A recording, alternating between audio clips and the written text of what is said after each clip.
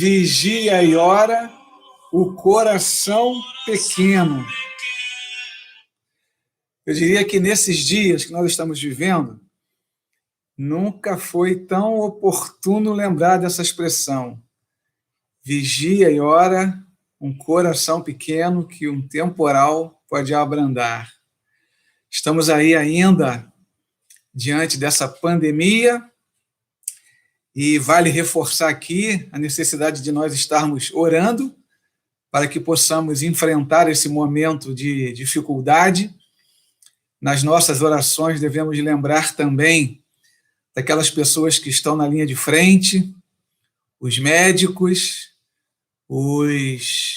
as pessoas da limpeza, as equipes da Conlurb, pessoal da segurança.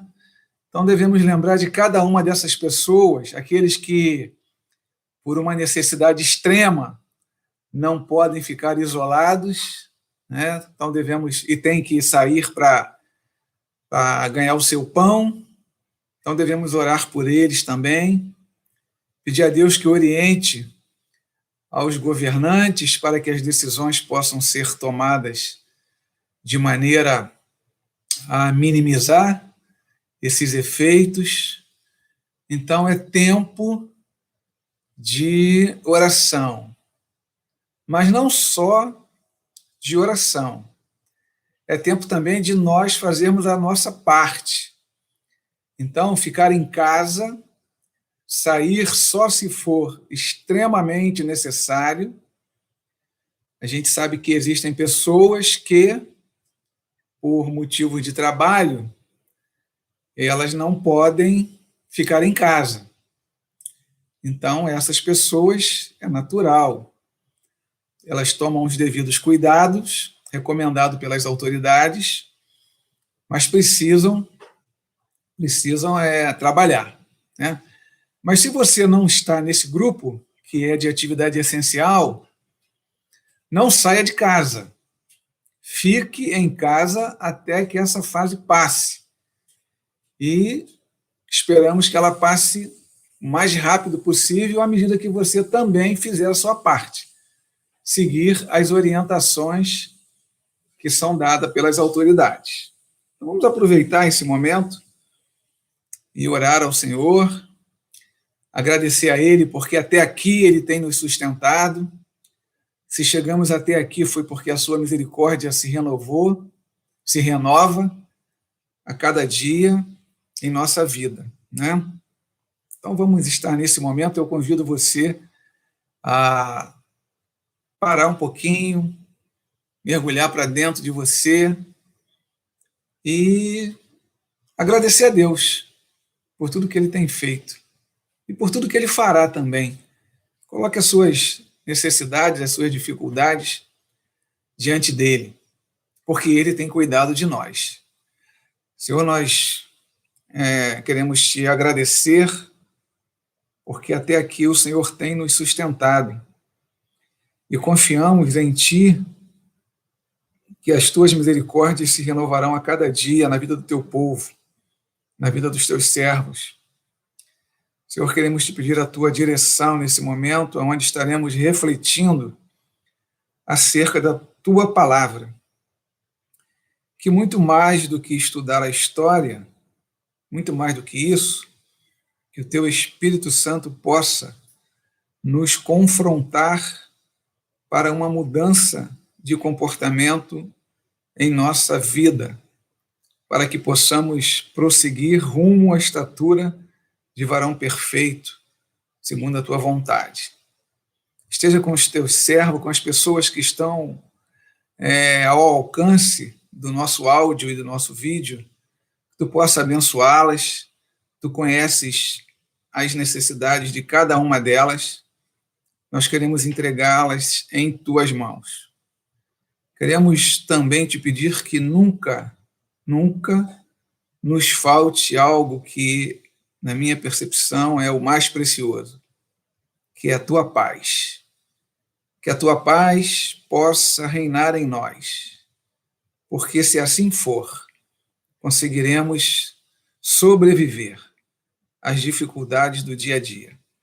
Recebe esta oração perdoa as nossas faltas, em nome de Jesus. Amém. Então, vamos lá, irmãos. No domingo passado, nós iniciamos o livro de Atos, Atos dos Apóstolos. Começamos no capítulo 1 de Atos e paramos no capítulo 7. Então, só para dar uma recapitulada do que vimos, no domingo passado, nós falamos que Atos dos Apóstolos, interessante que não deveria ser esse o título, falamos disso, porque o livro em si, praticamente, ele não conta a história dos apóstolos. Ele basicamente registra os acontecimentos ocorridos naquela região da igreja primitiva, na região de Jerusalém, onde começa o evangelho a se espalhar a partir de Jerusalém para várias cidades da região e até os confins da terra. A gente até comentou que, de certa forma, o livro de Atos dos Apóstolos, ele faz uma conexão entre o que foi ensinado por Jesus e escrito ao final dos 4 evangelhos, aonde fica muito claro que a partir do momento da ascensão de Cristo, os apóstolos deveriam ficar em Jerusalém até serem revestidos de poder para, a partir daí, pregarem o evangelho em toda a Judéia, Samaria e até os confins da terra. Vimos isso. Então, o livro de Atos começa fazendo uma recapitulada do final dos evangelhos e já aponta para o início da propagação da mensagem de Cristo ao mundo inteiro. E vimos que até o capítulo 13, o livro de Atos ele faz algumas abordagens a partir do evangelho saindo de Jerusalém, indo a Samaria. A gente viu isso com Filipe. Filipe sai, a igreja é perseguida, a gente viu a instituição das primeiras comunidades cristãs, vimos lá o problema de Ananias e Safira, falamos um pouco da primeira crise que se instituiu na igreja, por conta da dificuldade que tinha em atender as famílias não judaicas, gentias, e a partir daí é instituído o trabalho de diaconia naquela igreja, onde são escolhidos 7 diáconos. Vimos que dentre eles estava Estevão, que foi um dos que foi apedrejado lá no capítulo 7. Nós vimos isso, né? E começamos a entrar, vamos dizer assim, né, a falar um pouquinho do que estava acontecendo na igreja primitiva. E aí, eu também queria fazer uma correção. Quando a gente está ao vivo, ocorre essa situação, né? Às vezes a voz, a palavra, ela é mais rápida do que o pensamento, às vezes ela não está em sincronismo e depois que a gente percebe, já falou. E no domingo passado eu dei uma informação errada e eu queria corrigir essa informação. No final do nosso vídeo, da nossa live, quando eu falei acerca dos critérios estabelecidos para a liderança, eu citei o texto de Êxodo, capítulo 18, e falei que Jetro tinha orientado Moisés. Ora, e citei como referência o livro de Gênesis, capítulo 18. Ora, a gente sabe que em Gênesis não relata esse episódio de Moisés liderando o povo, né?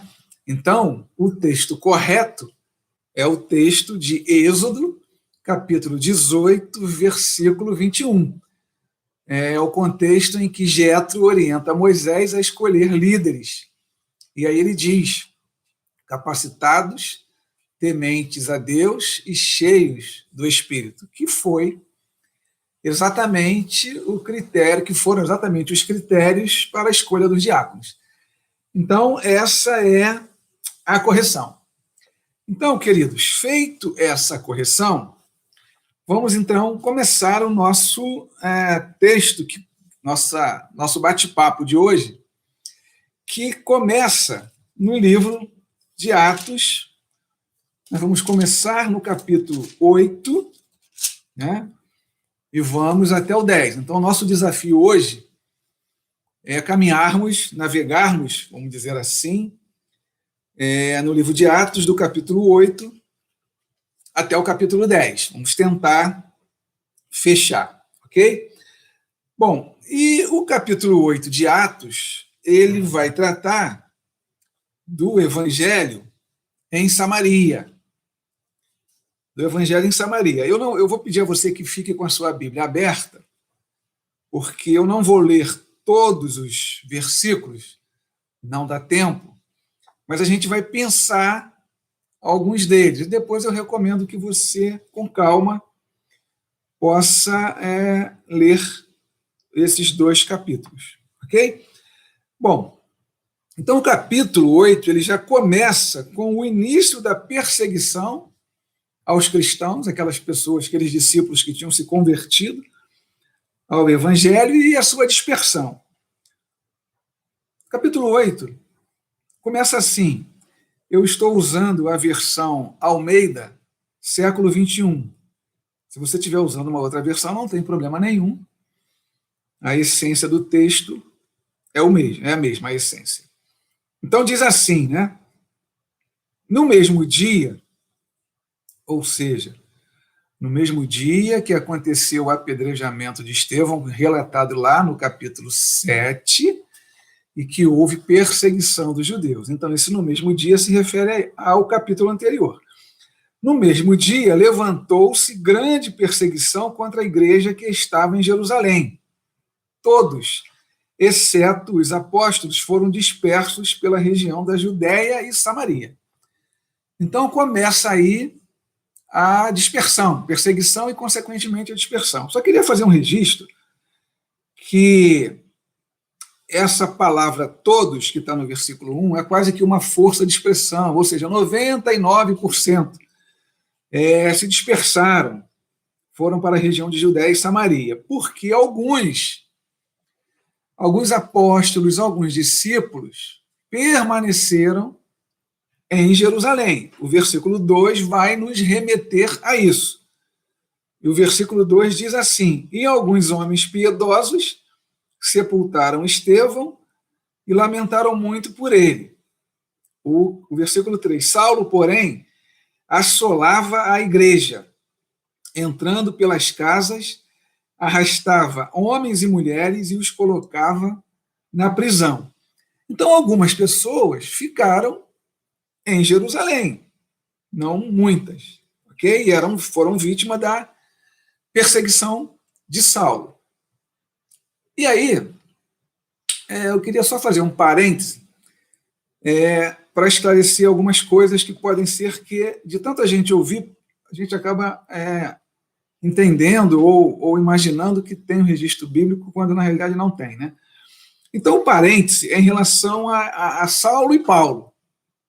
Você não vai achar, pelo menos eu até agora não achei ainda, eu acho que não irei achar, e nem você, nenhum versículo bíblico, nenhum texto bíblico que diga que a partir de um determinado momento, Saulo teve o seu nome mudado para Paulo. Você não vai achar isso. Não vai achar. Diferentemente de Jacó, que teve o seu nome mudado para Israel, lá no Antigo Testamento. O que eu tenho a registrar a esse respeito é que Saulo era um cidadão judeu de origem judaica, e como cidadão de origem judaica, o seu nome era Saulo, e ele também tinha cidadania romana. E como cidadão romano, ele se chamava Paulo. Então, é só para ficar claro que não houve, em momento algum, um marco E a partir daquele momento, a gente vê escrito que a partir daí o nome de Saulo mudou para Paulo. A gente vai ver que em alguns momentos ele usava o nome Saulo e outros Saulo. Por quê? Saulo era o nome dele hebraico ou judaico, nome de batismo, vamos dizer assim. E Paulo era o seu nome como cidadão romano. A gente vai ver isso lá mais na frente, nós vamos ver com mais calma no livro de Atos, no capítulo 13, no versículo 16. Então, aqui, Saulo estava a serviço do Sinédrio, e a partir dele era fariseu, educado aos pés de Gamaliel. Vamos ver tudo isso lá na frente. E, por isso, ele perseguia os cristãos da época, como judeu. Ok? Bom, fechado o parênteses, a gente vai ver que começa a entrar em ação, a partir do versículo 5, uma pessoa que também foi citado no capítulo 6 de Atos, que foi Filipe. Era um dos diáconos escolhidos. O capítulo 6 vai falar de Filipe, e no capítulo 5 a gente vai ver a ação de Filipe. O versículo 5 do capítulo 8 diz assim: E descendo à cidade de Samaria, Filipe passou a pregar-lhes Cristo. Unânimes, as multidões escutavam atentamente as coisas que Filipe dizia, ouvindo e vendo os sinais que ele realizava. Bom, duas coisas, na realidade, atraíam a atenção das multidões, como está dito aqui no capítulo 8, no versículo 6. Então, eles ouviam atentamente as coisas que Filipe dizia, ouvindo-os e vendo os sinais que ele realizava. Que sinais eram esses? O versículo 7 responde: Pois os espíritos impuros saíam de muitos possessos, gritando muito, e vários paralíticos e aleijados foram curados. E houve grande alegria naquela cidade. Bom, então só para esclarecer, algumas coisas que chamam a atenção, duas me chamaram a atenção. Coincidentemente, duas coisas atraíam a atenção de multidões inteira para Filipe. Por um lado, aquilo que ele afirmava e as pessoas ouviam, isso era uma coisa. E por outro, os milagres e atos de poder que essas mesmas pessoas presenciavam. Ambas estão estreitamente ligadas, uma com a outra. E aí, como a gente sempre fala, o que a gente pode tirar de lição desse texto, desse contexto que nós estamos estudando? Mais na frente a gente vai ver isso, alguns versículos mais à frente, vai ficar mais claro, que muitas vezes as pessoas se aproximam do Evangelho na busca de benesses que o Evangelho possa oferecer. Era o caso, não de todas, mas de algumas pessoas de Samaria. Então, vendo a forma como Filipe operava milagres e expulsava demônios, então aquilo atraía as pessoas, e as pessoas queriam aquilo, queriam aquele poder. Mas, na realidade, o que Filipe estava anunciando, a mensagem de Filipe, era uma mensagem de arrependimento. Então, isso é uma coisa que chama atenção. Então, lamentavelmente, pessoas se aproximam do Evangelho por outros motivos. Ao final, a gente vai falar um pouco mais sobre isso. E, nesse contexto, surge um personagem que a gente vai ver mais adiante. Vamos lá, então. Versículo 9. Havia na mesma cidade certo homem chamado Simão. Não é Simão Pedro. Simão, que praticava artes mágicas, causando a admiração do povo de Samaria. Ele afirmava ser de grande importância, e todos os ouviam atentamente, desde o menor até o maior. Este é o poder de Deus, que se chama grande poder. Versículo 11. E davam-lhe atenção, porque já fazia muito tempo que ele os deixava admirado com as suas artes mágicas. Mas, quando creram em Filipe, versículo 12, que lhes pregava acerca do reino de Deus e do nome de Jesus, deixaram-se batizar tanto homens quanto mulheres. E até o próprio Simão creu. Por ora, vou botar esse creu aqui entre aspas. E sendo batizado, passou a acompanhar Filipe, admirando-se dos sinais e grandes milagres que eram realizados. Então, como eu falei, muitas vezes a pessoa se aproxima do evangelho na expectativa outra que não a verdadeira expectativa do evangelho, né? Gostaria só a cada minuto eu vou fazer isso, de lembrar você que você curta aí o nosso canal, faça sua inscrição e também abra uma sala de bate-papo, porque isso vai fazer com que outras pessoas possam também ser alcançadas por nós, ok? Bom, e aí entra agora em cena Simão, que representava um tipo de religião caracterizada pelo ocultismo. Nesse sistema, a pessoa detentora de dons ocultistas passa a ter uma posição especial que ela deixa transparecer por meio de obscuras alusões e que seus adeptos propagam com tanto maior ou com grande fanatismo, vamos dizer assim. Simão, até então, antes da chegada de Filipe, estava no centro das atenções. Todos lhe davam ouvidos, do menor ao maior, dizendo: este homem é o poder de Deus, chamado o grande poder. E aí, desde o início do evangelho, desde o início da sua propagação, o evangelho se encontra numa situação de luta. Justamente luta para se fazer entender clara e corretamente. Como eu já disse, algumas pessoas se aproximam do evangelho por razões diversas e muitas vezes longe da verdadeira razão do evangelho, né? Em Jerusalém, ele teve de lutar, quer dizer, Filipe teve de lutar contra o orgulho do relacionamento legalista com Deus. E aí cabe uma abordagem aqui no seguinte aspecto. Num determinado momento, levar o evangelho a Samaria.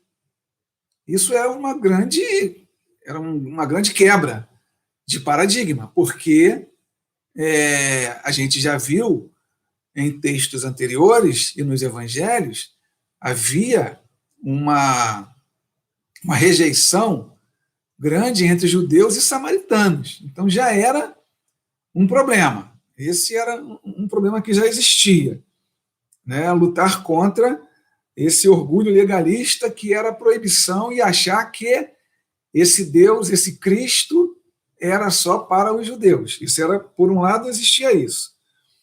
Por outro lado, também, o próprio Simão era tomado por essa realidade.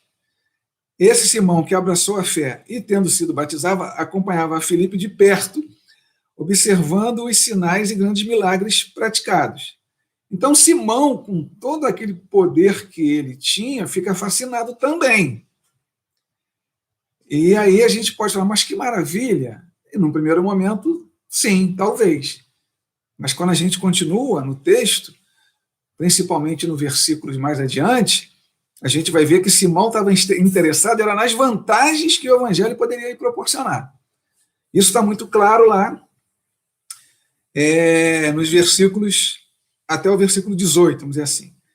E aí, queridos, no fundo, as pessoas apenas passam a idolatria, e foi o que aconteceu até esses versículos que nós lemos, passa a idolatria de uma pessoa para outra. E aí a atenção que era dada para Simão passa a ser dada para Filipe. Por quê? Porque eles realizam sinais miraculosos, muito maiores do que Simão, e Simão, em função disso, crê nele. Consequentemente, forma-se entre aspas, avivamento. Forma-se um avivamento que não é um movimento de arrependimento. Ou seja, um avivamento em termos de mudança de quem nós iremos seguir. né? Uma mudança de comportamento. E muitas vezes isso também acontece conosco. Como já falei, às vezes estamos na igreja por diversos interesses outros que não a verdadeira razão de ser do Evangelho. Como é que isso se manifesta? De diversas formas, na minha percepção. Poderia citar algumas aqui. Muitas vezes, o que nos atrai à igreja é um grupo famoso, gospel famoso, e que a gente está ali, vai à igreja motivado por assistir aquela programação. Ou seja, muitas vezes a gente é consumista de eventos, há um consumismo de programação. Muitas vezes a gente vai à igreja ou se aproxima do Evangelho por uma programação de nosso interesse. Muitas vezes um determinado congresso ou seminário, não estou aqui dizendo que é errado de maneira nenhuma, o que eu estou querendo chamar aqui a atenção é para a motivação. A motivação é o seu crescimento e a sua maturidade cristã, sua maturidade espiritual, ou você vai para ouvir aquela pessoa. E também não há mal em ouvir determinada pessoa. A questão está no que motiva. O que te impulsionou àquilo? E muitas vezes, cantores gospel, pregadores famosos, pessoas de renome, inclusive na própria igreja, passam a ser nosso ídolo, como foi o caso de Filipe, para algumas pessoas ali. Cabe aqui um sinal de alerta. Prosseguindo no texto, a gente vai ver que, transcorrido alguns dias, a turma de Jerusalém sabe que o evangelho está sendo pregado em Samaria. E aí vai entrar em cena Pedro, a partir do capítulo 14, do versículo 14, melhor dizendo, versículo 14, que diz assim: em Jerusalém, os apóstolos souberam que o povo de Samaria havia recebido a palavra de Deus, e ensinando-lhe Pedro e João, os quais, tendo descido, oraram por ele para que recebessem o Espírito Santo, pois ele ainda não havia descido sobre nenhum deles, mas havia sido apenas batizado em nome do Senhor Jesus. Então lhe impuseram as mãos e eles receberam o Espírito Santo. Olha o que vem agora, 18. Quando Simão viu que o Espírito Santo era cedido pela imposição das mãos dos apóstolos, ofereceram dinheiro, ou seja, querendo comprar o dom, ou querendo comprar a imposição de mãos dos apóstolos. E aí ele diz, versículo 19, dá-me também este poder para que aquele sobre quem eu impuser as mãos receba o Espírito Santo. Mas Pedro lhe disse, que tua prata siga contigo, para a destruição, pois pensastes em adquirir com dinheiro o dom de Deus. Não se adquire o dom de Deus com dinheiro. Isso é uma dádiva graciosa de Deus que dá segundo a sua vontade. Mas, infelizmente, ainda existem pessoas nas comunidades eclesiásticas que ainda pensam que é possível comprar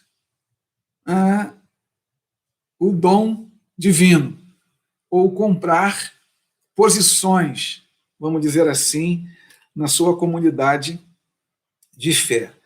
E Pedro continua no versículo 21, tu não tens parte nem responsabilidade neste ministério, ou seja, você está equivocado, você está entendendo de outra forma, você não entendeu direito. Eu acho que Pedro falou assim, eu acho que você não entendeu, não está claro. Você entendeu mesmo que é que eu desenhe, né? Se tivesse essa expressão, talvez Pedro tivesse usado ali. E aí, ainda assim, Pedro dá uma oportunidade para Simão, no versículo 22. Pedro diz, portanto, arrepende-te dessa tua maldade e roga ao Senhor na esperança de que te seja perdoado o propósito do teu coração. Pois vejo que estás cheio de amargura e em laços de maldade. Respondendo, Simão disse: rogai por mim ao Senhor para que não me aconteça nada do que me disseste. Assim, depois de afirmar e anunciar a palavra do Senhor, voltando para Jerusalém, evangelizavam muitos povoados dos samaritanos. Então a gente viu aí alguns perigos, né? E aí, irmãos, ainda sobre Simão, cabe aqui um registro adicional. Justino Marte, que foi um dos pais da igreja, que viveu cerca de 100 anos depois de Cristo, ele faz um relato acerca de Simão, desse Simão.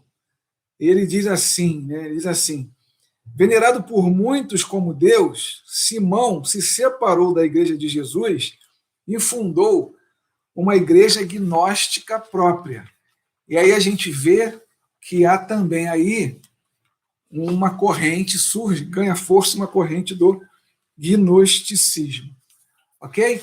E aí, irmãos, a gente fecha esses destaques do capítulo 8 e avançando para a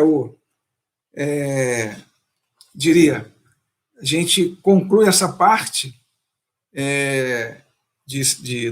do capítulo 8 do livro de Atos, e avançando agora um pouquinho para o capítulo 9, a gente vai falar um pouquinho sobre a conversão de Saulo. Porém, eu penso que ainda há necessidade de fazer mais alguns registros, apenas a título de agregar um pouco mais aquilo que nós já falamos acerca do capítulo 8, né?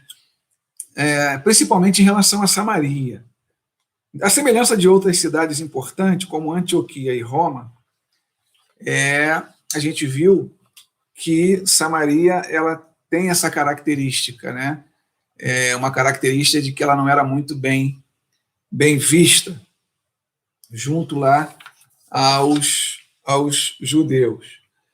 E aí, a gente agora pode prosseguir um pouquinho mais, e eu vou convidar você para passar para o capítulo 9, e vamos falar um pouquinho acerca da conversão de Paulo.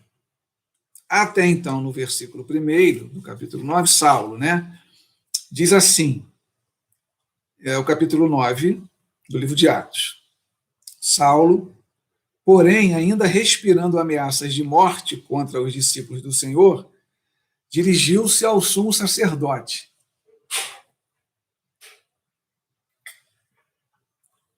Ou seja, existia uma relação de Paulo com o Sinédrio e com a liderança judaica, né? Está claro isso aqui no versículo 1. E mais adiante, no versículo 2, vai dizer: e pediu-lhes carta para as sinagogas de Damasco, a fim de que, caso encontrasse alguns do caminho, essa expressão do caminho é uma expressão que caracterizava aquelas pessoas, aqueles discípulos que tinham se convertido ao Senhor, tanto homens como mulheres, os conduzisse presos a Jerusalém. Então, Paulo queria o aval, e conseguiu, o aval dos sacerdotes para que fosse caçar essa turma que tinha se convertido ao Senhor. E o texto continua no versículo 3. Mas seguindo ele viagem e aproximando-se de Damasco, de repente uma luz resplandecente vinda do céu, o cegou, né? Então, Paulo tem um impacto. Então, a gente viu que até agora, em relação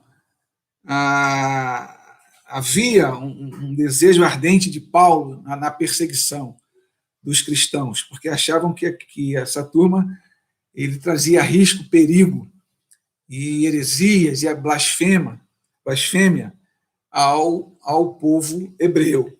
Em relação a Damasco, muito provavelmente parece ter havido um contato especialmente estreito entre os judeus de Jerusalém e os judeus de Damasco, para que Paulo suspeitasse que justamente ali havia um cristão. Então, qual era a lógica?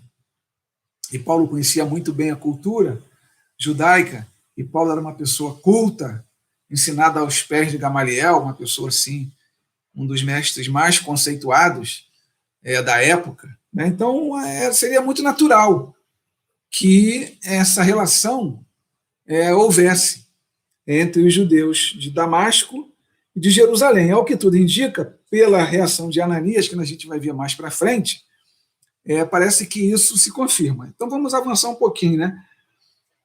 E aí o versículo 4 vai dizer assim: e caindo em terra, ouviu uma voz que lhe dizia: Saulo, Saulo, por que me persegues?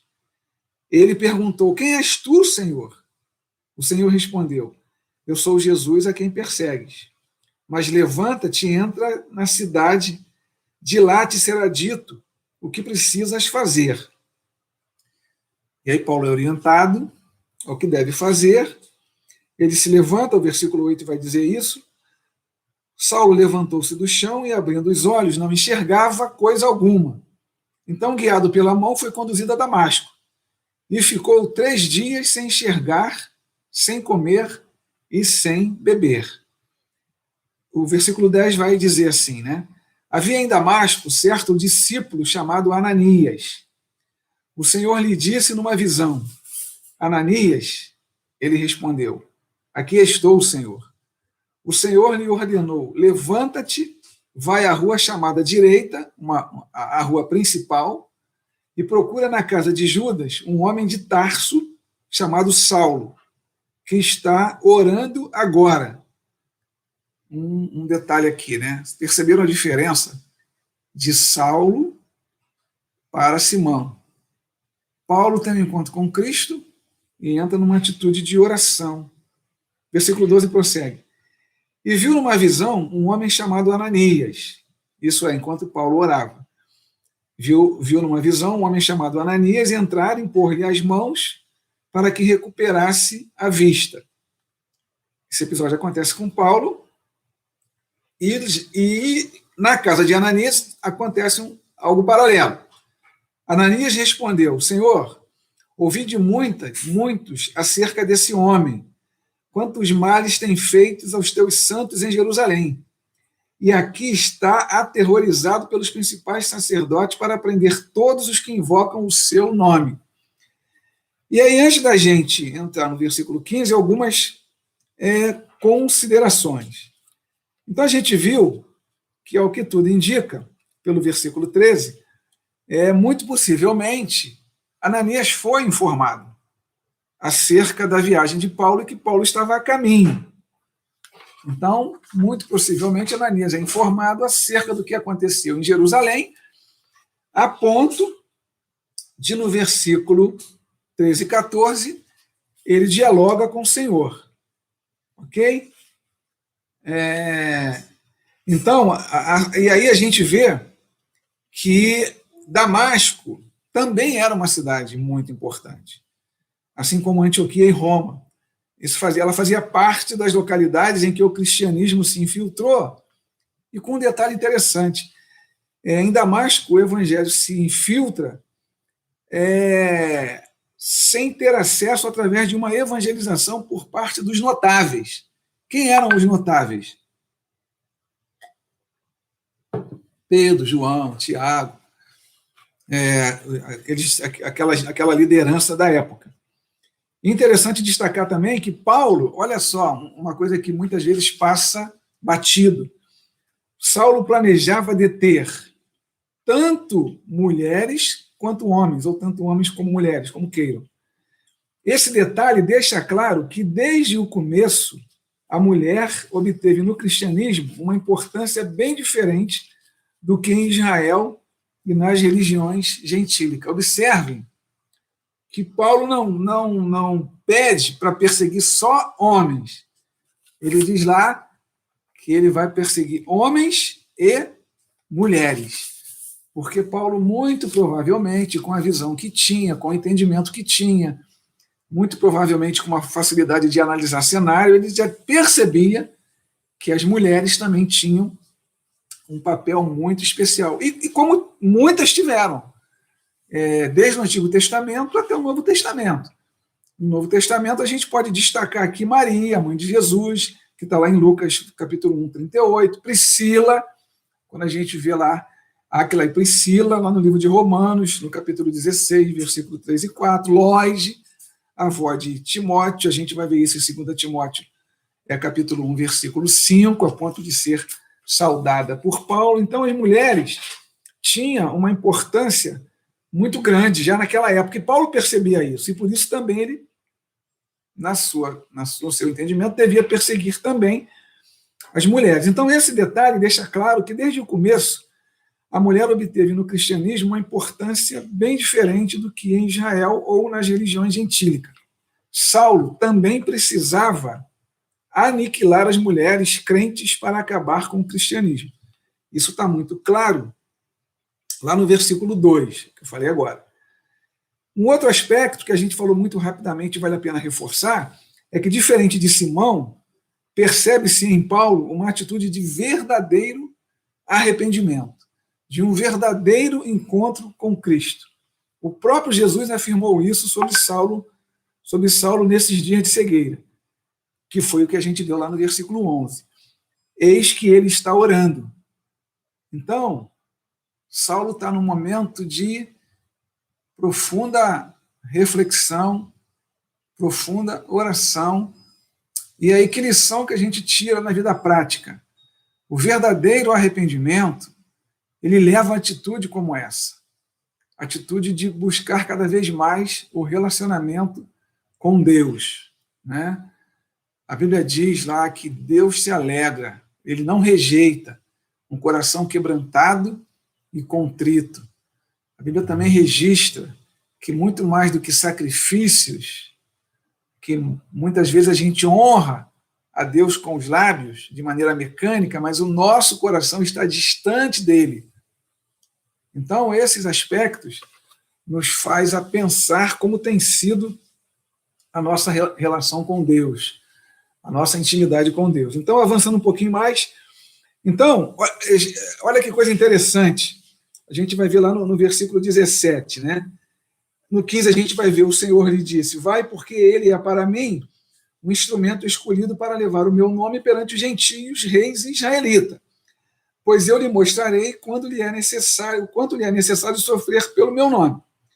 Ananias vai, no versículo 17, entra na casa, impõe as mãos e diz, né, Saulo, o irmão, o Senhor Jesus, que te apareceu no caminho por onde vinhas, enviou-me para que voltes a enxergar, fique cheio do Espírito Santo. Nesse momento, os olhos de Saulo é aberto, ele recupera a visão, se alimenta, e eu queria destacar aqui alguns aspectos. Bom, a primeira questão, né, é que Ananias ele questiona Deus. Versículo 15 vai dizer isso. Instintivamente, Ananias levanta algumas objeções. Instintivamente, por quê? Porque na mente de Ananias, Deus está mandando ele ao encontro de alguém que foi naquele local para perseguir e prender os judeus, os cristãos. E Deus manda que ele vá ao encontro desse homem, então Ananias reage. Para lá não quero ir, tenho medo, né? Mais ou menos o que, imagino, passa na cabeça de Ananias. E ele alega, afinal esse homem merece transigência e graça, e para aqui trouxe a autorização dos principais sacerdotes para prender a todos os que invocam teu nome. Também Ananias percebe que no ataque de Saulo, os cristãos, do ataque de Saulo aos cristãos, o alvo verdadeiro é o nome de Jesus. Apenas a partir desse lado da resposta, a partir desse dado, a resposta de Jesus ganha impacto e magnitude. E Ananias é intimado. Apenas a partir disso. E o verbo diz lá, vai, porque este é para mim um instrumento escolhido para levar o meu nome perante os gentios, bem como perante os filhos de Israel. E a gente viu que Ananias vai, né, e viu o que acontece. E aí, irmãos, com esse aspecto, Ananias impõe as mãos sobre Saulo, né, e a gente vê alguns aspectos interessantes.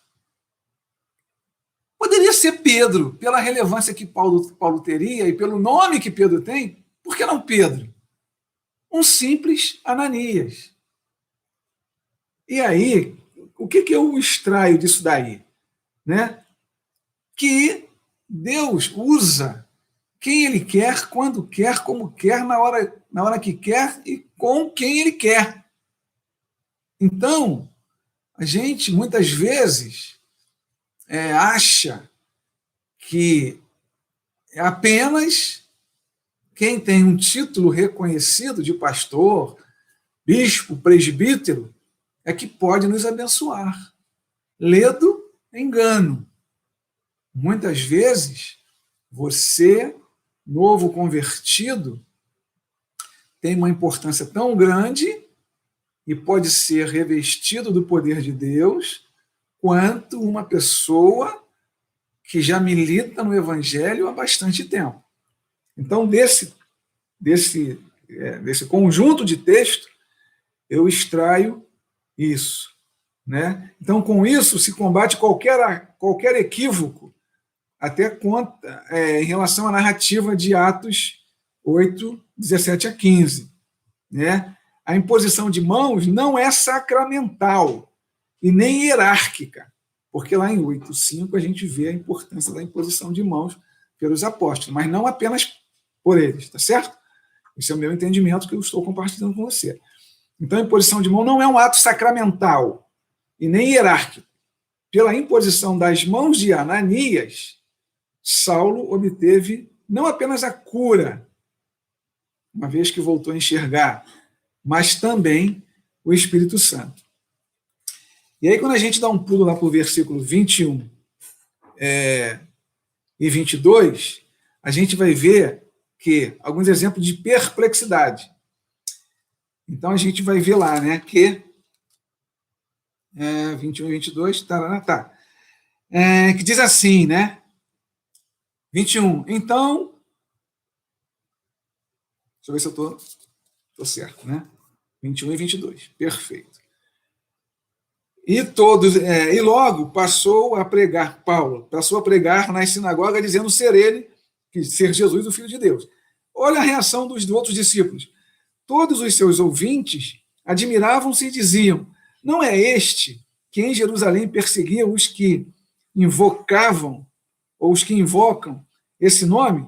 Ele não veio para cá a fim de levá-los presos aos principais sacerdotes?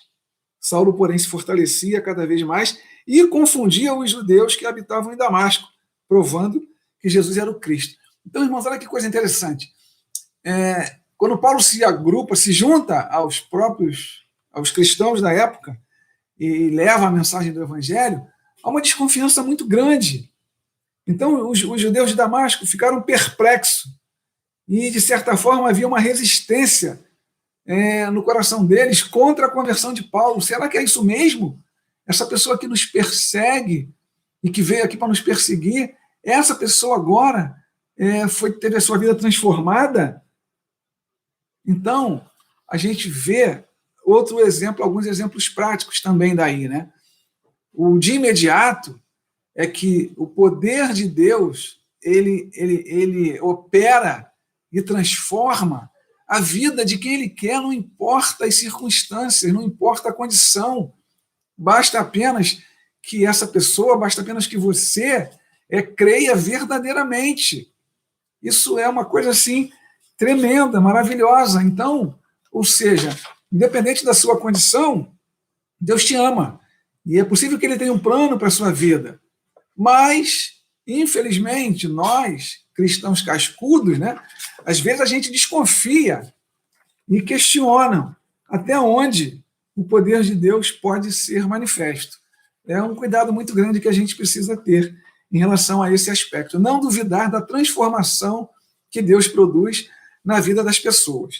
Ok? E aí a gente conclui o capítulo 9, e aí eu tenho aí 5 minutinhos para a gente dar uma passada no capítulo 10, que é um capítulo bem conhecido de cada um de nós, é um texto tremendo que envolve uma quebra de paradigma muito grande. Eu vou tentar acelerar, né? Então, esse acontecimento, capítulo 10, vai tratar da conversão de Cornélio, né? Cornélio, que era uma pessoa ativa na liderança romana de Cesareia, né? Então há uma conversão profunda ali. Então, e esse episódio mexeu muito com a igreja, né? Então, este acontecimento é de grande importância, pois a vinda do Espírito Santo sobre aqueles não-judeus em Cesareia, que está lá no versículo 45 do capítulo 10, é prova absoluta que Deus aceita todos os que o temem e fazem o que é direito. A gente vê logo no início, o texto do capítulo 10, ele começa a dar um perfil de Cornélio. Diz assim, né? Capítulo 10, versículo 1. Havia um homem em Cesareia, cujo nome era Cornélio, centurião do regimento militar chamado Italiano. Esse homem era piedoso, temente a Deus com toda a sua casa, dava muitas esmolas ao povo e continuamente orava a Deus. Então, irmãos, olha só, Cornélio tinha hábitos, porque ele fazia regularmente. O que você faz regularmente é um hábito. Cornélio tinha o hábito de orar, ele dedicava um tempo da sua vida nesse sentido, né? Então, na igreja, todos são iguais, ainda que os dons do Espírito Santo sejam diferentes. A gente vai ver isso lá no livro de 1 Coríntios, no capítulo 12, capítulo 12, 14 e assim por diante, ok? O perfil de Cornélio demonstra alguém que teme ao Senhor. Se você ler o capítulo 10, do versículo 1 ao 7, você vai identificar esse perfil de Cornélio. E ele ocupava uma posição tão importante porque ele estava ali em Cesareia. E Cesareia, já no final de Atos, a gente ouve o nome de Cesareia. No passado havia uma pequena colônia de nome Torre de Estraton. E Cesareia ela é ampliada por Herodes por volta do ano de 25 a.C., para ser uma cidade suntuosa. Herodes a chamou de Cesareia, cidade imperial. Cesareia equivale à cidade imperial, em honra a César Augusto. E aí, isso é para a gente ter uma ideia da importância de Cesareia. E por isso a cidade possui uma base militar romana. E ali ficava estacionada a corte itálica. E o homem em Cesareia é Cornélio, um centurião nessa corte itálica. Cornélio era um homem religioso, como já foi dito, temente a Deus, ou seja, mais um daqueles homens que, insatisfeito com as religiões gentílicas e com a filosofia de seu tempo, se deparava com a fé em Deus e com a ética de Israel, sendo tocado por ela. Na posição que ocupava, ele não podia tornar-se um verdadeiro prosélito. Ele organizava a sua vida de acordo com as regras da devoção judaica, como habituais orações, e que observavam determinados horários e também a preocupação que tinha com os mais necessitados. Cornélio, de certa forma, vai lembrar o centurião lá de Cafarnaum, que está lá em Lucas, no capítulo 7, versículos de 1 a 10. Irmãos, para fechar, eu tive que dar uma corrida.